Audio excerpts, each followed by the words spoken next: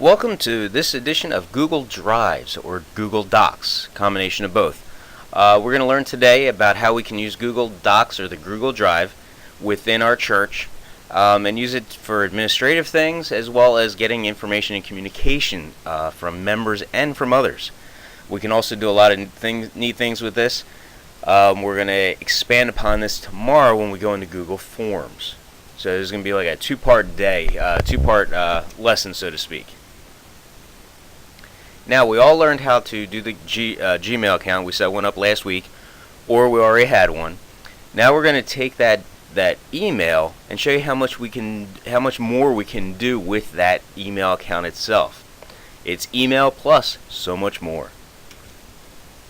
When you go into your Gmail account, if you look in the top right, you'll see your name or your whatever login you have, and a little circle with a letter in it. In between there, you have a cube, and that cube is made up of 9 smaller cubes.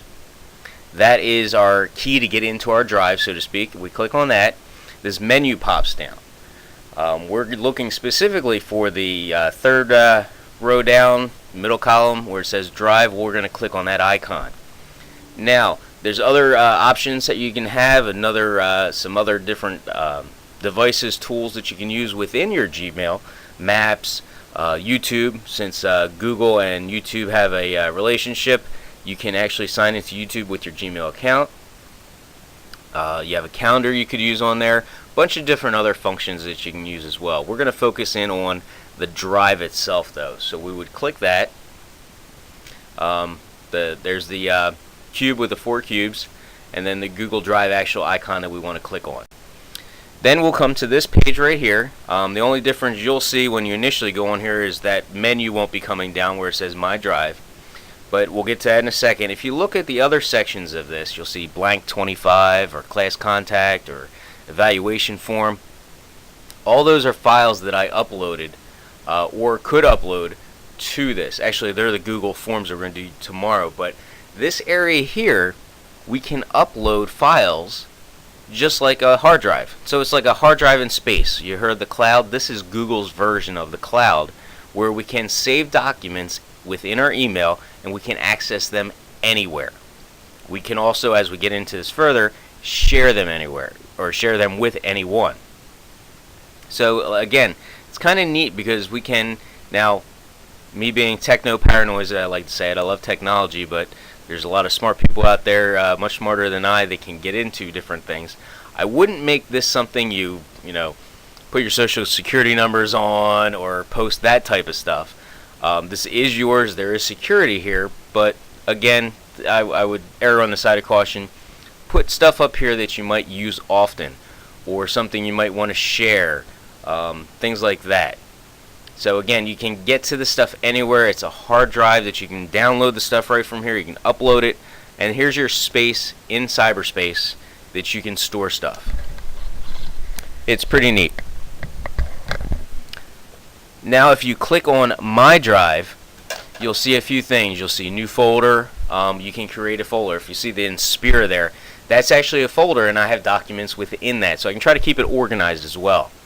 You can upload files. It's nothing different than clicking on that upload files and then being able to attach it just like you would an email, an attachment to an email. You can upload an entire folder.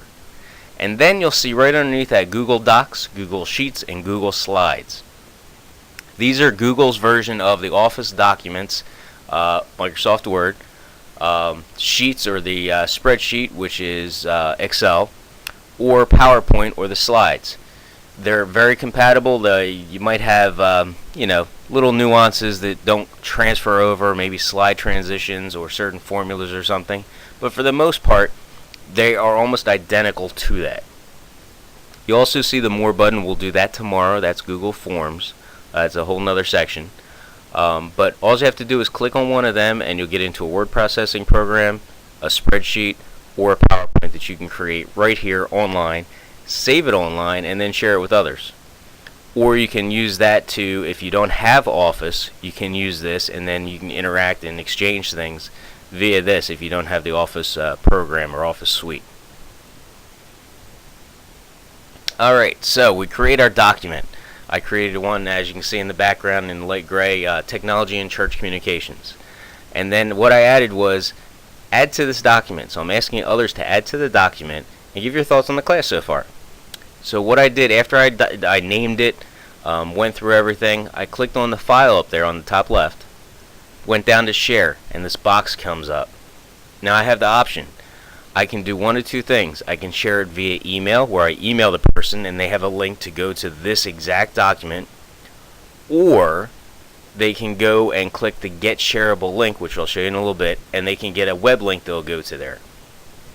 You have options and security measures with this too. You can have them edit it or give them edit capability, or you can go to comment, where they can just comment stuff, or they can just view it. So they have the option of all of those. You set the security level based upon what you want them to be allowed to do. For our class project, let's do it can edit. That way we can add to it and share things that way. This is something we could use to maybe share a document, edit something out, share with others in our church. Again, that's going to be part of the discussion, is to come up with thoughts of how we can use this in the church. The other option is to get the shareable link. There's the link right there. You get the link, you copy it, you can either email it. Again, you set the permissions there, and you could actually email that link to somebody and then they can click and go to it. Just copying the link into it. Alright, like Mom always said, you should always share because sharing is good. Now it's your turn. Create a document or spreadsheet or upload a picture to the drive and then share it. Either share it via email or share it via web link on the discussion board. You can go to the discussion board for last week, get everybody's email addresses and share it that way, or you can save that web link and just put the web link inside your discussion box. And then also on the discussion board for that comment, make sure you put in there how you think you could use Google Docs and help your church out. We're going to show you forms tomorrow, and we'll have a lot of neat things we can use and share with that as well to get people involved and communicate.